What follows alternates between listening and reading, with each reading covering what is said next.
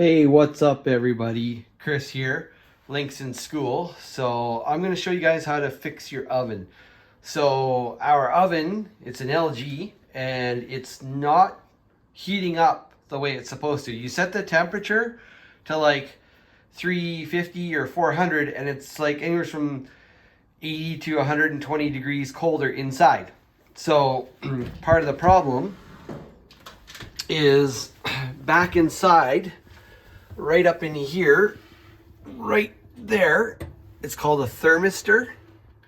And the thermistor is like your temperature inside the oven. So that's what tells the oven to turn on and off as to regulate temperature. So there's a lot of videos out here that show you how to replace these. I got the new one. But they don't tell you how to diagnose the actual problem. So there could be a number of problems with the stove, and I wanted to quickly go over how to diagnose and to figure it out. So just give me a couple minutes, and I'm going to pull the back of the stove off so we can get to all the electrical and the wiring, and then I'll show you guys what's wrong. Make sure you unplug the stove before you take anything off the back. Okay, hang on, I'll be right back. Okay guys, so we got the covers off the oven, off the back side here, and you can see everything. Now what I've done is I've gone and removed the wires from the burners, so, or the heating elements I should say. So this one here is your broil element. This is your thermistor, which we're going to replace. Right down here, this is your convection heating element, because it's right above where the fan is. So this is your fan motor for the convection fan to circulate the air. And then down here below where the cord comes in, we have a connection on this side and on this side. And that is for your regular bake element, which is under the bottom of the oven that heats everything from the bottom up. So you just want to take your ohm meter. So we've got our ohm meter tested, make sure it's good. And then you just want to connect each one to the burner, or the heating element, sorry, like so. And I can't do this with the camera in my hand, but it's showing we got good resistance, which means that's how the heating elements work, is they create resistance to create heat with the electricity. So we've checked the three heating elements and they're good, and I still suspect it's the thermistor. I don't know the specs on how many ohms resistance, but this one is different from the new one, so we're gonna replace that.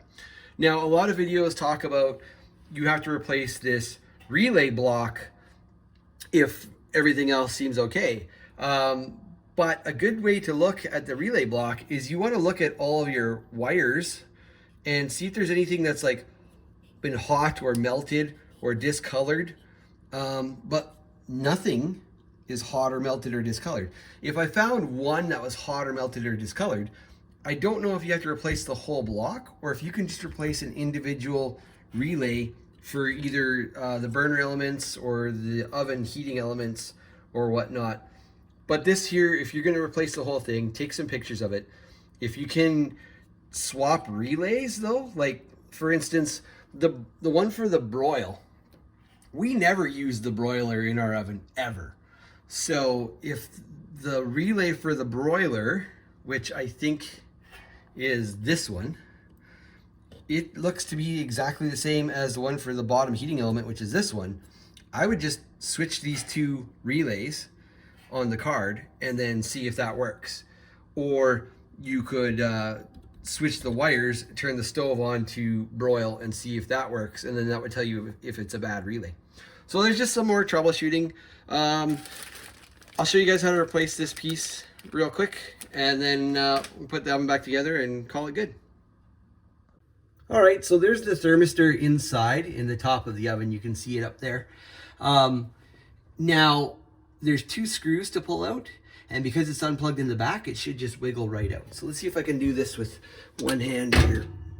You got a Phillips head screw. Here we go. Let's see.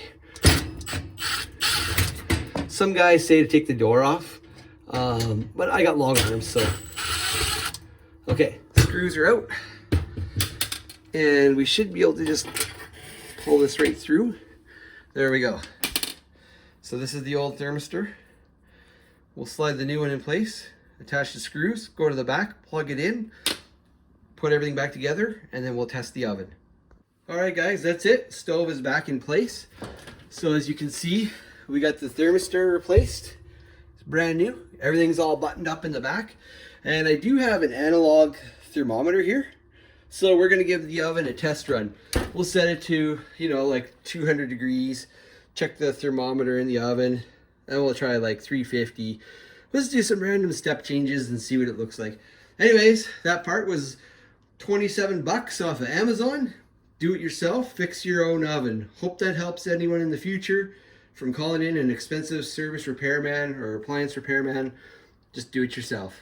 All right, guys, thanks for watching. See you in the next one.